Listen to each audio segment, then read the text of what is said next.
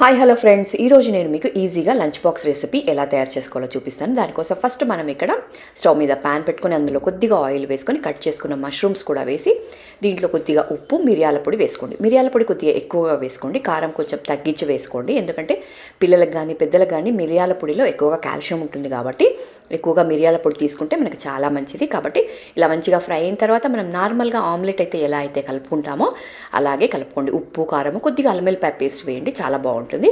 అలా కలిపేసుకొని మష్రూమ్స్ వేయించుకున్నాం కదా, దాని మీద మంచిగా ఈవెన్గా మొత్తం పోసేసుకోండి. మన ఎగ్ మొత్తం పోసేసుకొని దాని మీద కొద్దిగా కొత్తిమీర కూడా వేసుకొని మూత పెట్టుకుంటే ఈజీగా తీసుకోవడానికి వస్తుంది. కాబట్టి మూత పెట్టుకొని 1 నిమిషం ఫ్రై చేసుకుంటే మన ఆమ్లెట్ అనేది రెడీ అయిపోతుంది.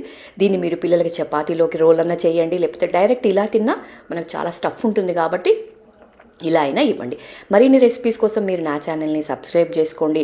ఇలాంటి మంచి మంచి కంటెంట్ ఉన్న వీడియోస్ మీకు రెగ్యులర్గా పోస్ట్ చేయాలి అంటే నా ఛానల్ని సపోర్ట్ చేయండి.